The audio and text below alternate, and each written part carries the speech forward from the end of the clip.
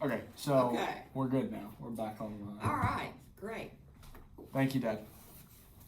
Okay, so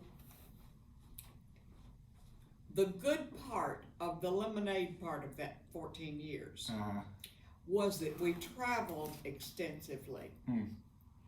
And I got to go places that I would never have seen otherwise. You know, we stayed on the 18th hole of, what's the wonderful golf course in California where they have the tournament? Is it like Pebble Beach or something? Yes. Pebble Beach. I remember getting up a lot of times on those trips. In order to keep myself together, I would get up about 5 or 5:30 in the morning, and I would walk wherever we were and kind of have that time to myself. I remember one time being in England at this castle where we were staying. That was really a gorgeous thing. And I got up early in the morning, just at dawn, and went to the woods. And I remember walking in the woods and encountering this red fox. He stopped and I stopped. And we were locked. I'll never forget it. You know, and then after a while he twitched and went on, but it was a long time. And neither of us blinked. Anyway, so the truth of it is that I have been utterly miserable in some of the most gorgeous places in the world.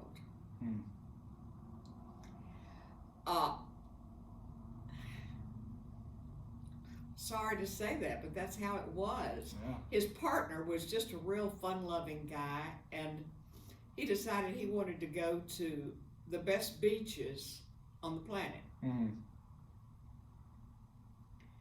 We made a stab at it. And that's where I got that huge shell collection that's outside my door. That's only a tip of the iceberg of the number of shells that I had, because I thought every time I go to a beach, no matter where it is, I'm going to get a shell that's unique to that beach if I can. Anyway, that was fun. You know, we went to some incredible places. Europe, different places in Europe, wonderful. It was always my job. There were 4 or 5 of us that traveled together.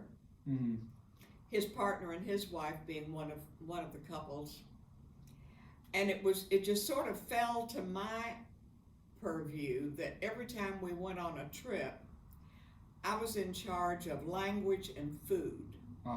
Somebody else in the group was in charge of the money. You know, the exchange and figuring all of that stuff out. Somebody else was in charge of transportation. You know, but my job was the language and the food. So no matter where we were going, I took Gourmet magazine, and of course this was before the internet. So I had to really dig. I had to go to the library, and I would buy long playing records. I remember the hardest thing was when we were going to Greece, and I had to learn how to speak conversational Greek. I mean, they knew I couldn't become fluent in the time we had, but I had to be able to negotiate where is the bathroom, how to read a menu, and the things that travelers have to ask for. And I would memorize. Though of course it was easier in France or someplace where I had some schooling in the language, but Greece was hard. I bet, It was pure memory work. Yeah. Anyway, that's beside the point, but that was fun. Then Lee decided to retire and move back to Memphis. His home was Memphis. Okay. All of his relatives moved here. Oh, I was so happy. Mm-hmm. I was going to get to come back home. Mm-hmm. So we moved back to Memphis. He was a great lover of modern architecture. Mm-hmm. So we had trouble finding a home that suited him. Mm-hmm. Here in Memphis, I mean, how many modern houses have you ever seen here? So we finally found one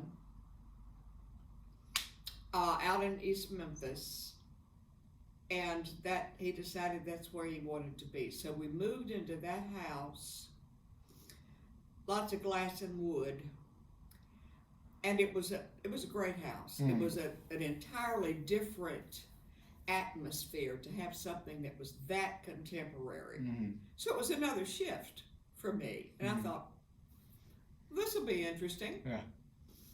So we lived there, and I kept making it work and making it work. And then one day, my sister still lived in Memphis then. She had not retired. And she and I were out to lunch at a bookstore. And I looked over at her, and there were these tears running slowly down her face. Mm-hmm. And I said, "What's wrong?" And she said, "I'm watching you die by inches, and I can't do anything about it." And I started to argue with her, and then I realized in my quiet moments, I thought, I am disappearing. Mm-hmm. The person that Linda is disappearing. Mm-hmm. Because I'm trying so hard to hold this marriage together. Mm-hmm.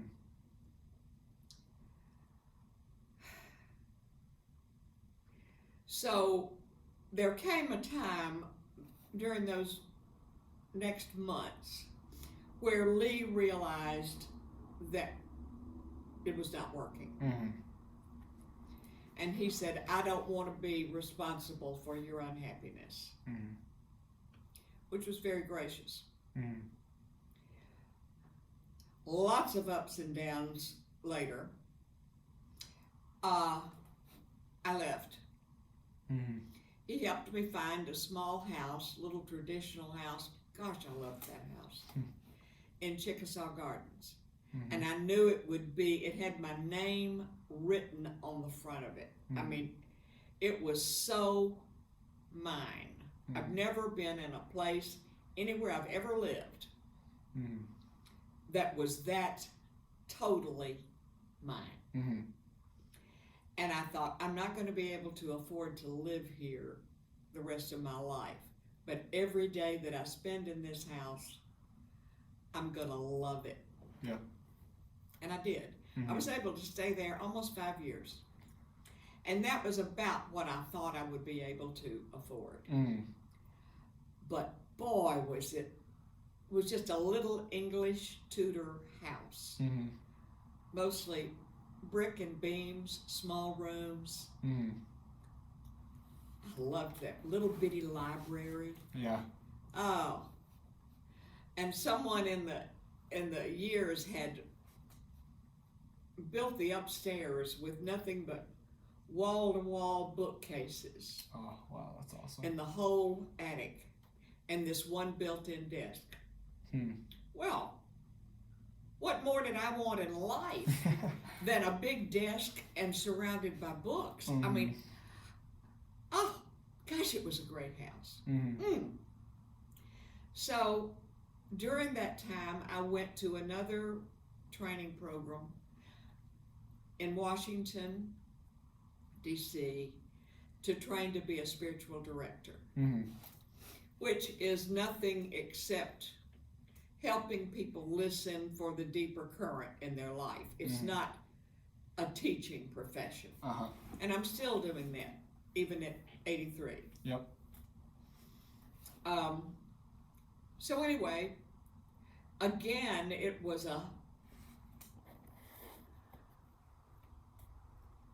there were a lot of challenges because the whole class was East Coast seminary educated people. Yeah.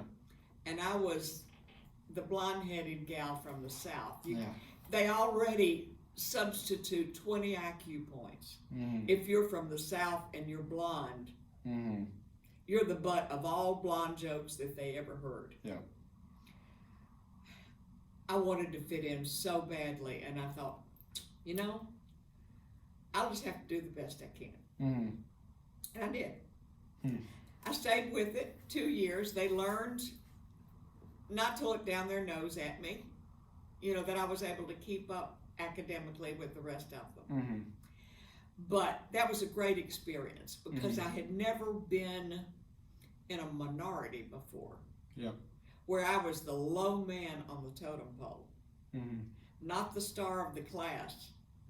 I was doing my best to be there. Mm-hmm. So that pretty much defined the rest of my working life. Yeah.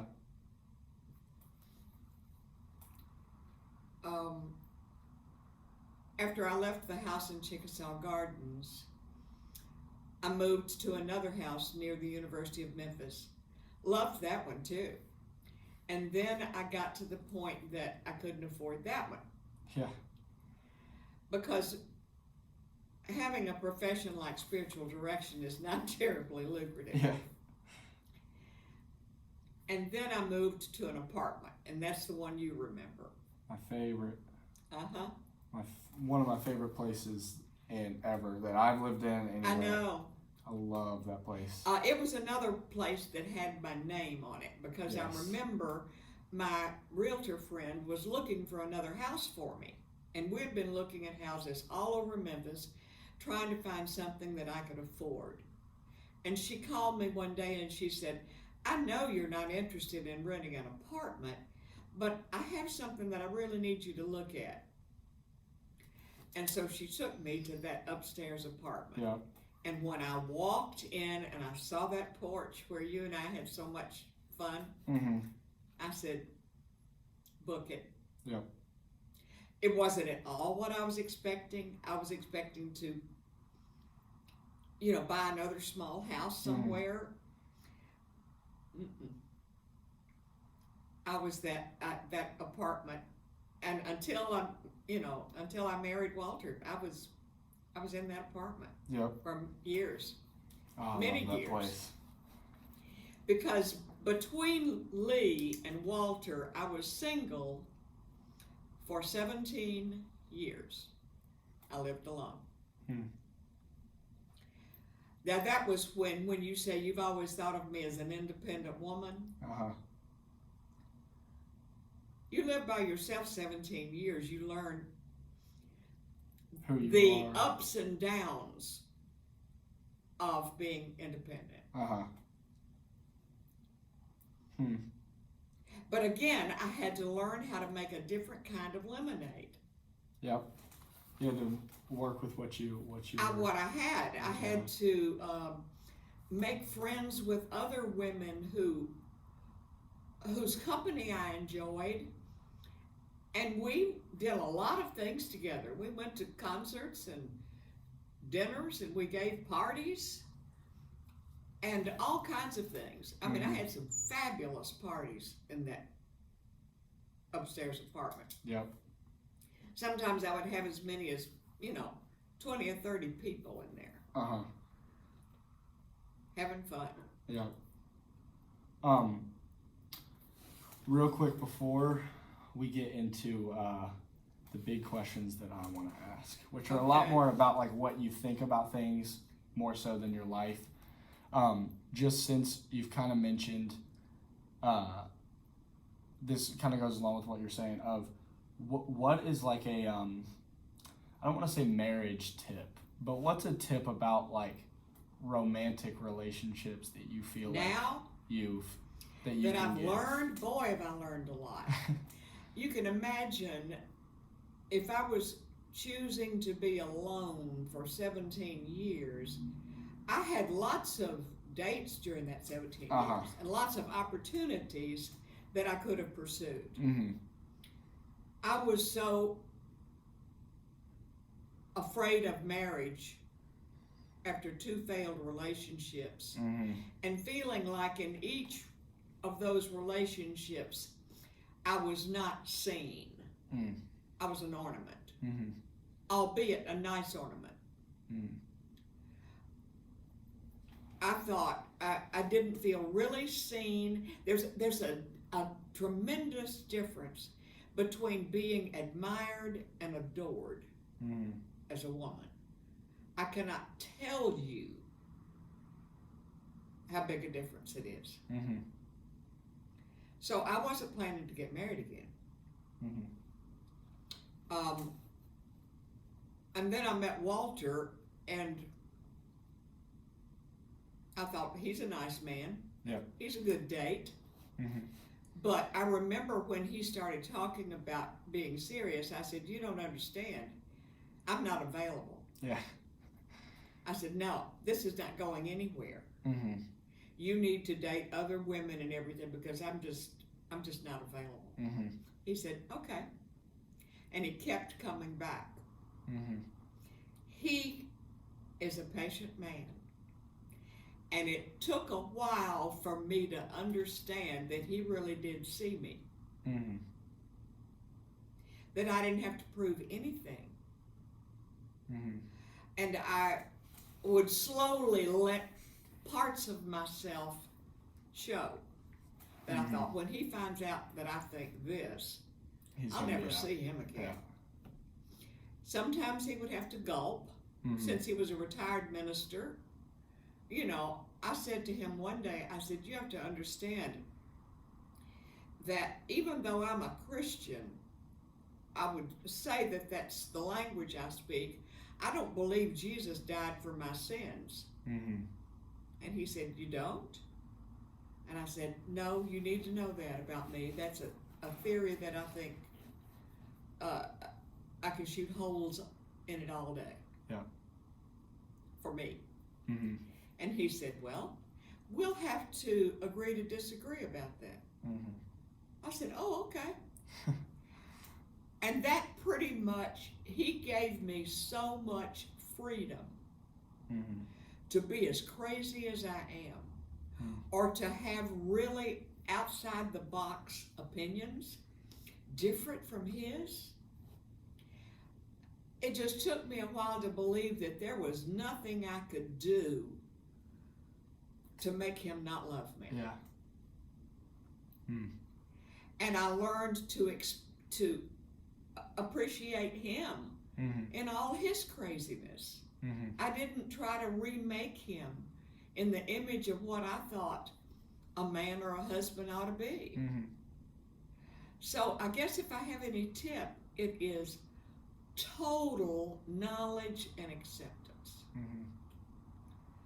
And learning that, yes, you can accommodate. We've made plenty of compromises for each other, Mm-hmm. but we tend to do them together.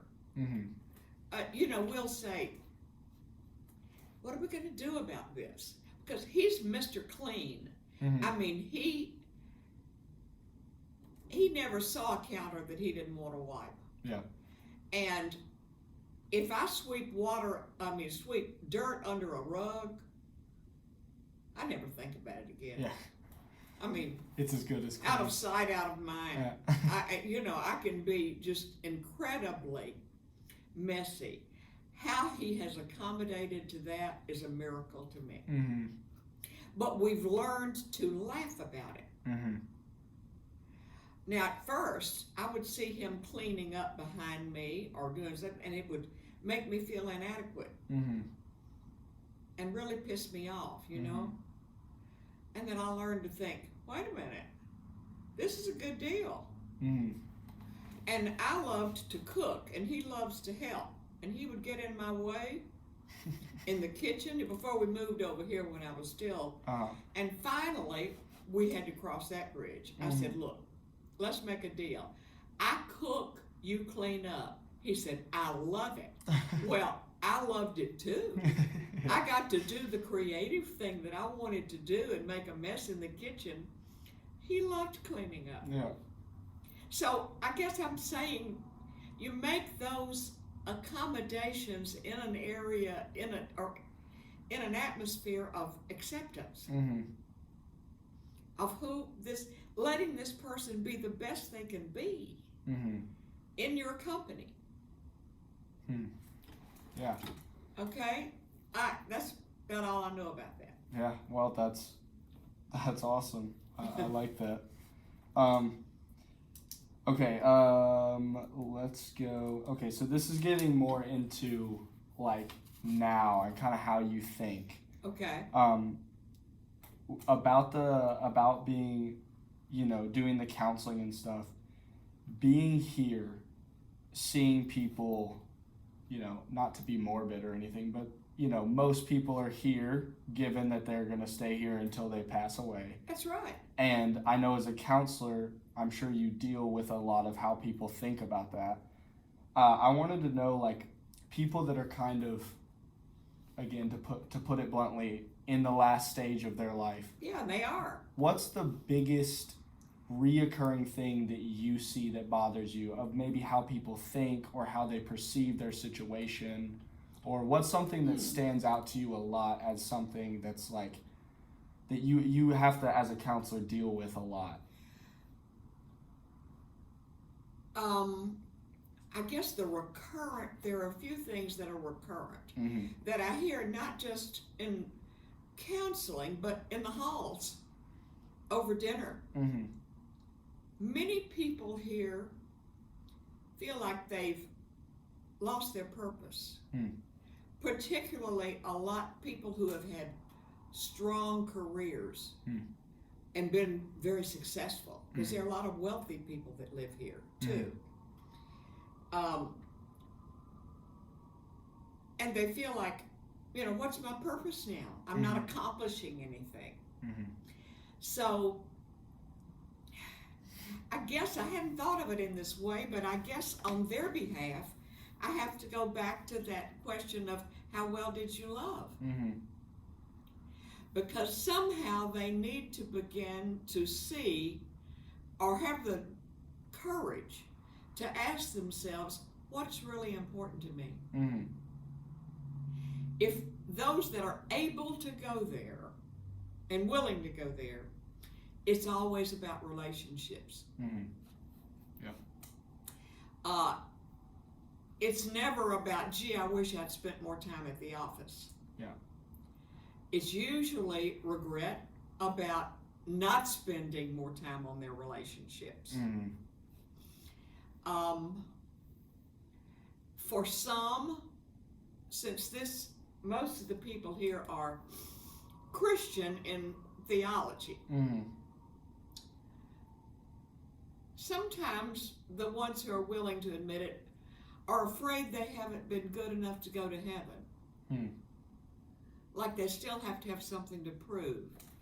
So it seems to me to be my job to lead them to know you have to accept the fact that you are accepted by God, that you're loved by God no matter what you do. It's not about what you do.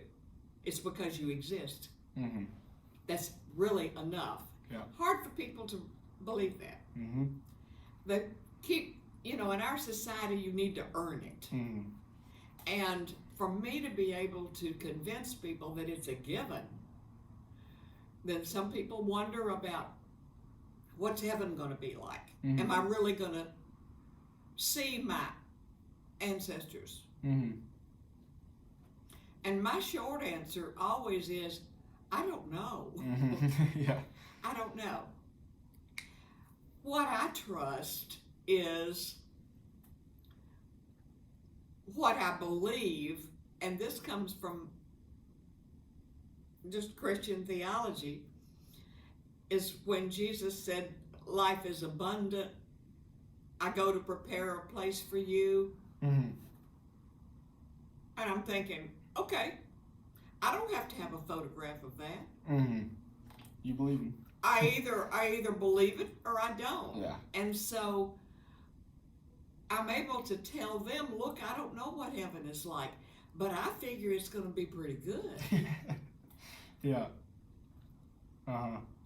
Whatever it is, it's probably going to be whatever something it nice. is. And I thought, if I have to have certainty, then it's a false reality. That nothing is certain. And so I don't want to have to try to manufacture an answer just to satisfy myself intellectually. To me, that's stupid. Because then there's no need for a belief. No, and no need for making friends with uncertainty. I mean, at the end of life, what else is real? That you make friends with uncertainty. And I look back over my life just like we've been doing. And I think, nothing turned out the way I thought it would. There is no such thing as certainty. You can plan and plan and plan, and something goes awry. Yeah.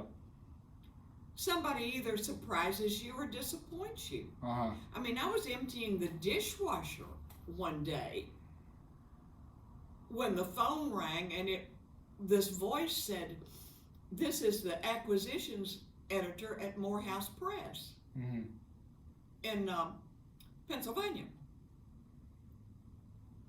And we'd like to talk to you about writing a book for us." And I said, "What? Who are you trying to reach?" And they said, "Is this Linda Dowdy?" And I said, "Yes. But you have to understand," I said, "I'm not a writer. I write book reviews. I don't write books." Well, there are a lot of parts to that conversation. But then I had a very outspoken friend of mine when I was thinking, I can't do this. I said, "Give me a few days, I'll call you back." Well, I was going to call him back and say, "Look, you're barking up the wrong tree. I can't do this." And Gail said to me, with that look in her eyes, "How would you feel about this on your deathbed?" And I said, "What?" And she said, "Well, the fact that you didn't have the guts to take a chance, that you didn't take a risk on your own behalf. How do you know you can do it? You don't. Might you fail at this? Sure. You failed at things before. It didn't kill you." So I called him back and said yes, and I learned how to do it. I was 64. And I wrote 5 books in 10 years. Yeah. Out of the blue. I mean, I was in my bathrobe when that woman called. And it turned out, and finally I said to her, I said, "How did you get my name? I don't know you." She said, "Well, I and my staff were surfing the net one day. Look, this is when computers were young. And we were looking for new voices. And somebody at Calvary Episcopal Church in Memphis, Tennessee, which is not, I was there teaching some classes. I'm not even a member of that church. And they posted one of your lectures, and we liked it. And so we just wanted to talk to you, that's all." So they said, what subject draws the most people?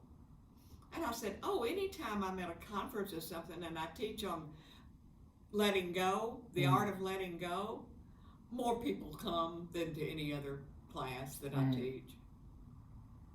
And they said, "Okay, let's go with that."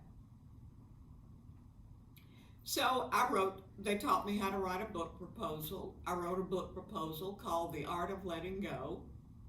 And I sent them the outline. And they called me back and they said, "This is not what we want.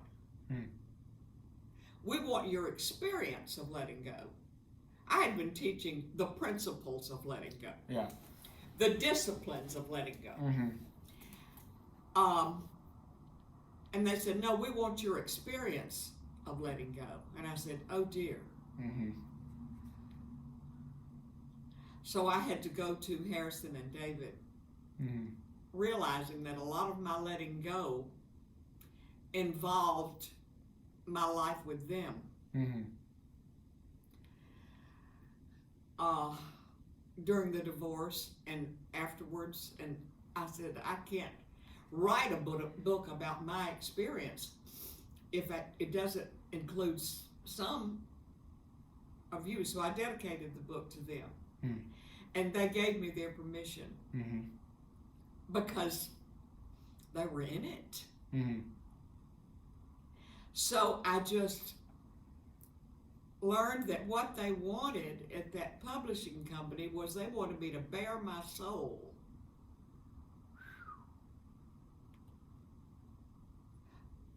It's been pretty easy for me to bear it for you today. But to put it in writing, for anyone to go and pick up. And when anybody can pick it up, and not everybody liked it, I can tell you that. Mm-hmm. I did allow Poppy to read it. Mm-hmm. Because he was in it too. Mm. Because it was letting go of that marriage and that identity that was the biggest letting go. Yeah. So I let him read the rough draft. Mm-hmm. And he called me back and he said, okay, go for it. Which was very generous on his part. He didn't change a word of it. Mm. By that time, he and I had forgiven each other and had talked about how the marriage failed and had become really wonderful friends. Mm-hmm. Because we had these two marvelous children that were parts of both of us. Yeah. Well, you can't erase that with divorce papers. Mm-hmm. It's a reality. Yeah. I mean, I completely see that in my life. I mean, I think that's part of I think having that as a role model for my dad, but then also how important you've been to my mom. I mean, my parents are divorced, and my mom, when they first got divorced, she lived in Savannah, we lived in Nashville. I mean, that's a 2.5 hour difference. Yeah. That's a lot. Most of my friends that are divorced, their parents are neighbors, and they still don't get along as well or see them as much as, our parents do. So, that's definitely something that resonated with both of my parents, because it's completely been how they have handled their divorce. And they knew. I remember when I found out they were getting a divorce, I had sense enough as a mother and a mother-in-law to stay out of it. Mm-hmm. But the only thing I said to them is, if I see you using the children as pawns to get back at each other, you will hear from me like you've never heard from me before. Yeah. I said, that's my only rule. The rest of it, do what you want to. Mm-hmm. But I already knew that wasn't going to happen. Children get harmed, Mm-hmm. and it's not their fault. Mm-mm. Yeah. All right, what else you got for me? I have, this is definitely switching gears, but especially recently we've talked a lot about like politics and that kind of thing, just like, just social movements and stuff. You grew up in I've told you that I don't like American history that much. I think a lot of it is rather boring, but from your lifetime in particular, time-wise, is easily the most interesting to me, and like your dad's lifetime. Oh yeah. From like Depression era, like, cause when was your dad born? My dad born in the 20s, I guess. Okay, yeah. So 20s to 90s is like, that's, if I have to talk about American history, it's that time, and especially when you were growing up, I think is so cool. And also, you've kind of mentioned it a little bit, but Memphis is definitely a very, not always super happy culture, but is just such a city with like incredibly rich culture, just so many things. And so my question is, from when you were like my age, okay, like 18, 19, to now, what has been like a glaring, mainly like a social reform or something you've noticed? Racial politics. Yeah. That's what I thought you would say. Because my experience has been as a teenager when I was doing all that, going downtown to Memphis on the radio Mm-hmm. show, I would roam the department stores. Mm-hmm. And I remember seeing the water fountains, colored only, white only. Mm-hmm. And I remember standing there as a teenager and thinking, there's something wrong with this. Yeah. Does it mean that if I drink from the colored fountain that I turn brown? Mm-hmm. I mean, you just didn't know. Yeah. So I drank from the colored fountain. Mm-hmm. I looked around to see if anybody was watching. And I drank from the colored only fountain. Mm-hmm. Because I thought, this is stupid. Mm-hmm. This is ridiculous. This is demeaning. Mm-hmm. And so I became very pro-civil rights, Mm-hmm. which when we were in Jackson, Tennessee was not popular. Uh-huh. Everybody was still very conservative, and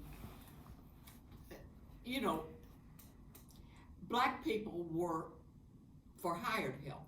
Mm-hmm. You treated your maid nicely. She was still your maid. Mm-hmm. She was not a real person. Yeah. So that, and it's many different, the different ways that it changed in my life and in my politics, Mm-hmm. because I tended then to vote or support anybody who was supporting equal rights, Mm-hmm.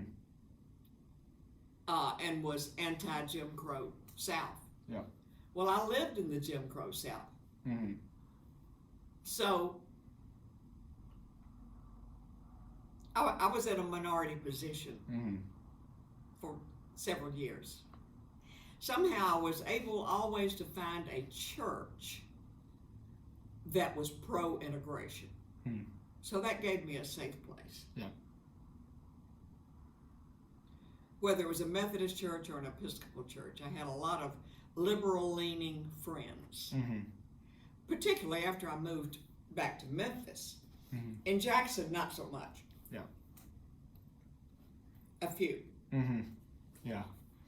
So having grown up and been witness to such, because like I've always just learned about like the Jim Crow South and stuff, and it's just been such an alien world, even though we have a lot of we still have very far to go with Mm-hmm.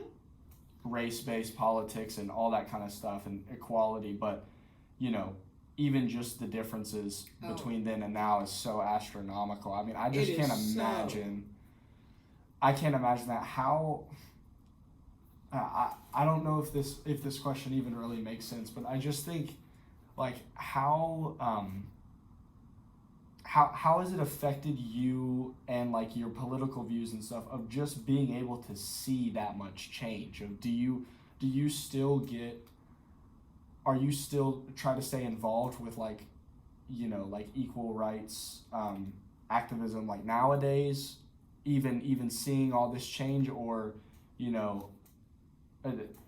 don't know if that's making a lot of sense, but just how does that affect your view on issues that you see now, having grown up in such a all right, it's still a big thing to Mm-hmm. me. I've become increasingly anti-war. Mm-hmm. I remember when, after 9/11, when we were going to invade Iraq, Mm-hmm.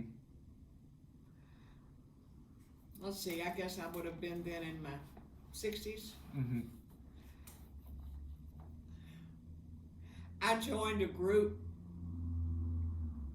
on Saturday mornings for a while down on the median at Poplar and Parkway and held an anti-war sign. Yeah.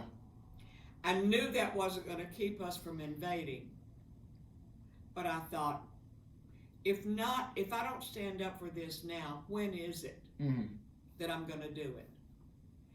And how can war be the answer to people's disagreements? Yeah. I mean, in order to settle a question, you see who has the biggest tank.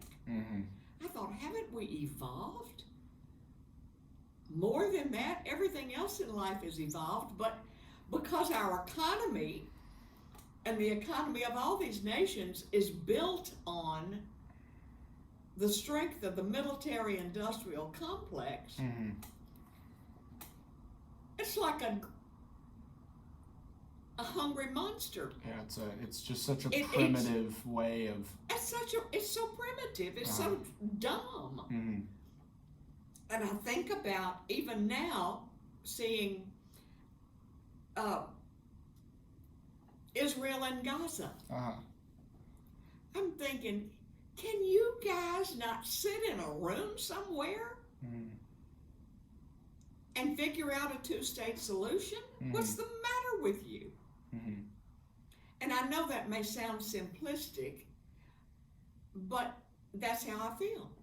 Yeah, and I think it applies, like, you know, particularly to, like, America, like you were saying, of just trying to always hearing of this, whether it's in history class or otherwise, or in the media or something, just always hearing, like, that we're this big beacon of, like, diplomacy.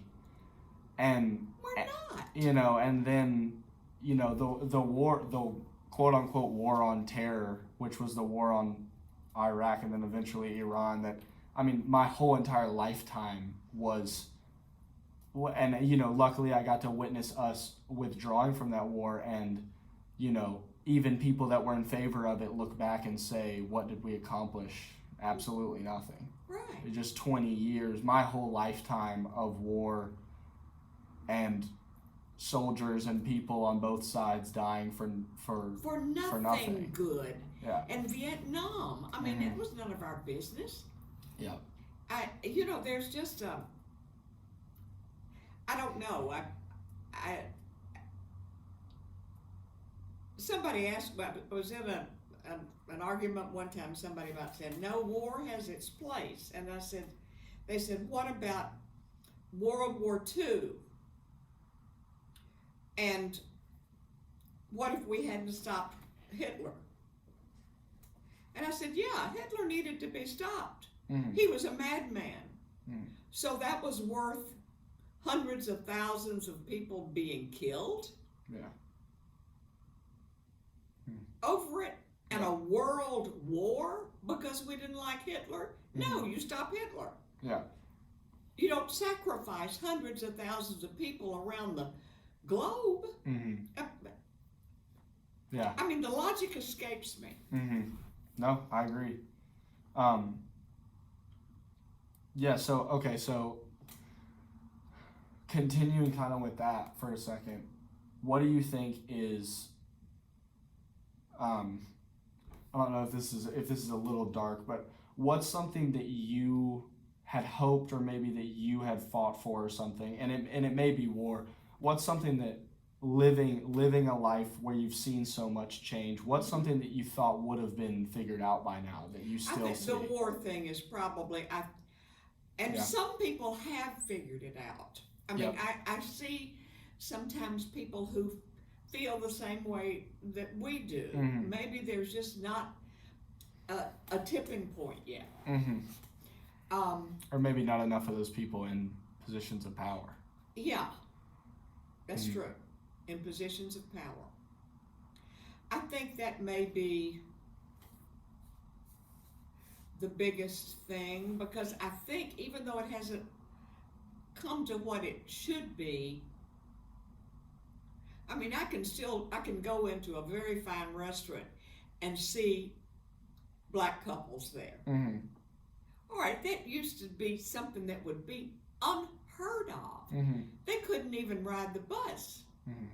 And I remember as a kid when I was riding the bus to downtown Memphis, I told you about the time that I went and sat beside the black woman, Uh-huh. and the bus driver stopped the bus and made me come to the front. I was so humiliated. And, but I thought I was doing the right thing. I got on that bus and I thought, but that's dumb. That all the black people have to sit in the back. Of course, then we said Negroes. I'll go sit with them. Big mistake. Yeah. All right. So my last few questions are, because I, like you, definitely like to spend my time sitting and thinking about like very like existential questions and just questions that I know no one is ever gonna really have the answer to, but still I think it's just in human nature that you're still gonna wonder about them. I think there's so many questions I could ask, but I often think a lot about, okay, so this is going to be a little bit of me talking, but I need to all right. You need to set up. I need to give the setup. So you hear a lot about people, and especially I think and this overall is a good thing, but as a place and a society gets more and more, let's say like advanced or privileges at a higher rate, even though there's plenty of people in America that I know that don't have the ability. I have been lucky enough to grow up in places where I've been around a lot of people that, whether it's financially or educationally, they just don't have to struggle near as much as other people. And I find that there's a lot of people that struggle with purpose, especially young people, and I think that's always been a problem. But with purpose, yeah. Okay. And one thing that I hear a lot is the realization that in the grand scheme of things, nothing really matters. We're just a blip in time on this little blue dot. And I understand that, and yet that's always been a really, really inspiring fact to me. I've always thought that if we are just another 1 and 0 in the ultimate, coding of the universe, then that means that I, as a human, can sit here and know that my lifetime in the grand scheme of the universe means nothing. And yet I still care about you, and I care about my family. And there's people passing by on this road right now that will never know my name or see my face, and if I died tomorrow, nothing would change in their life. And yet I know that, and I know that applies to everyone in my life, and yet I would still put myself in danger for certain people that I love. Yeah. And I think that is proof that, I don't know if it's human ignorance, but as a human, I'm, to my knowledge, the only animal on this planet that can understand that and yet can put that aside and say, yeah, I know I don't really matter, but I don't care because I still love people. Well, or I still care. Love myself. Yeah. I'm still me. I still care. Exactly. I still care. And I think it's so interesting wondering why. And of course, I know you're not going to have the answer, just like I won't either, but it's fun to talk about it. I think that realization that we don't, I heard a quote that kind of applies to this, and it said that every person has 2 lives, and the second one begins when he realizes he only has 1. And I thought that was so cool because I think of that kind of like in this, of, you realize that nothing, I think there's a point at which to where if nothing matters, then everything kind of matters. It's a paradox. Okay. All right. It's a paradox. There we go. Yeah. My answer would be, the only thing that is that life is paradox. Yeah. We've got light and dark. We've got work and play. We've got these poles apart things. Life is full of them. All right? They're both true at the same time. What are we going to do about that? And I think spiritual maturity is learning how to hold the paradox, which can be very unsatisfying. I think it's in the teachings of Carl Jung. I don't know why this made so much sense to me, but it still does. That here's the paradox. I am vitally important and my life has meaning. I'm a blip on the radar in the galaxy that's a blip on the radar. I mean nothing. Yeah. Okay. Reality is those are both true at the same time, which is another way of saying. His view was that somebody that can hold those two paradoxes and not have to give more weight to one than the other, that your calling is, I remember what he called it now, to be the redeeming third. You have another opinion. How do you reconcile those two? How do you, in your life experience, honor both truths and become the reconciling third? Okay, you got this truth, you got this truth. And somehow your whole life is about being the reconciling third. Being in the middle of those two truths. Yeah, holding it, being able to hold both of those as truths at the same time and somehow reconcile it in your life. Now, it only takes your whole life to do that. But in a sense, we do it all the time. Because you just did it when you said, I know I'm nothing and I know I'm everything. Well, yeah. So how do you become the reconciling third? I don't know why that just, maybe it's because he drew a picture of it and it somehow stuck in my head and I thought, I can wrap it in as much as I can say that something is true. I want to live here as a reconciling third. Never giving more weight to either side. Yeah. But seeing both as true. Yeah. You know, you think about just the work and play. All right, the person who works all the time suffers. The person who plays all of the time is lazy and suffers. I mean, you know, so how does one become the reconciling third even among those things? So, or between those things. We do it all the time. We juggle the paradox all the time. Yeah.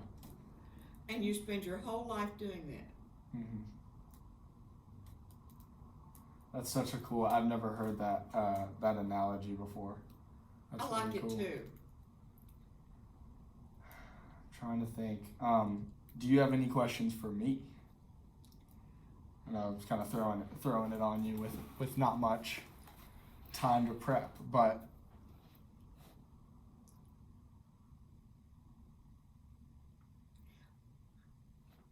in as much as you're able to say, what do you, if somebody says to you, for instance, what do you think the meaning of life is? Well, I think, and the conversations we've had have helped me be able to explain it. But I was talking to my mom about this not that long ago, and part of the reason I wanted to do this interview is because I watched a video on YouTube of this guy who had gone around and he interviewed a person that was 80 or older from not every country, but like 50, 60 different countries. And translated all of it into English with subtitles and stuff. And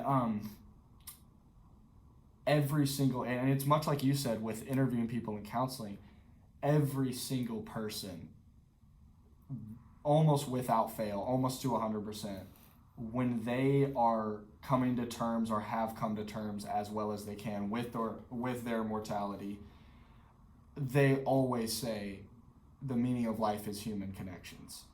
because whether there's an afterlife, whether there's a heaven, there's no heaven, whether you believe in that, you don't believe in that, you know, either way, those are the only things that if there is something beyond this world that you would be able to take with you. Because if your consciousness goes anywhere or it just ceases to exist, then the things that it knew, the people you knew, the conversations you had, the people you didn't like, the people you did like, the things you wish you'd said, the things you wish you hadn't said, those are going to be the only things that you will be able to put any weight to. Well, they live on. Exactly. And no one knows for certain where they live on to or how they live on, but we know they do. Yeah. Because in some dimension. And I think you know, energy cannot be created or destroyed. That's right. And that's a known law of physics. So, I mean, every single time, the way that I'm talking to you right now is my brain is sending electrical signals through my neurons and through my nerves, and my mouth is moving in a way that you understand. And I do believe that all of these memories that are in my head that are in your heads, and the things that we think about saying, the things that we do or don't say, all of those have weight to them on a cosmic level. There's some sort of matter. And whether those transform to another dimension that we call heaven that we don't understand, or whether they just float around in space, there's something. There's physical matter in my brain that knows that my brain is my brain, and knows that you are Lindy, and knows that this is a shoe and this is a, you know, wall, and and I think there's something about that, and I'm kind of straying away from the question a little bit, but I think that is known. That is the most certain thing in my life. Because I agree with you, uncertainty is the only certain thing. But besides that, if there's one thing that's certain, it's that there is so much of what the difference between us and a chimpanzee is so little on a DNA level. And that's why I think there's so much I think the human curiosity is what separated us from cavemen. And I think that curiosity is a lot of times a double-edged sword. I think it's the reason that a lot of people can have $15 million and a spouse that loves them and still feel alone or still feel sad. And I think it's also the same reason that someone can have a kid and pretty much nothing else and be the happiest person in town. And I think the only thing that I know for certain that is real, and this is getting very existential, but the only thing I know for certain that is real is the way that people and things make me feel. Because for all I know, I could be, and people talk about this being a simulation. I mean, you could just be a figment of my imagination for all I know. I could be in a coma right now and I'm some other person. But the way that you make me feel, and the way that people in my life makes me feel, even if it's someone opening a door for me that I'll never see again, that is stored in my brain as electrical signals that is going to be there forever. It's going to be in the universe forever, whether it's floating around or whether it stays in my head. And I think because I understand that, I think that, building human connections and trying to understand people and where they're coming from and not holding grudges and that kind of thing is the most important thing ever. And so the meaning for my life of, as young and naive as I am, I think when I sit back and I think about what would make me what if I was laying on my deathbed to be able to say, yeah, I lived a good life, or I'm happy, I'm proud of my life, is what I told you a couple days ago, which is never stop learning things, whether it's about people or places or anything, to never feel like I've reached a point where I can't learn anymore, because there's no one on earth that can't learn something else. Right. I think reaching that point where, as long as my brain works, I'm taking in new information and trying my best to assign weight to that, even if I don't understand it. And also just spending my life building as many person-to-person or spiritual connections as I can, and understanding that, sometimes you need money to do that, and that's why I'm going to college, and I want to have a successful career so that I can give my kids a great life and that kind of thing. But at the end of the day, I always want to do things for the purpose of it leading to a better human-to-human connection with whatever, that With person whatever. or nature or anything. And so I think if I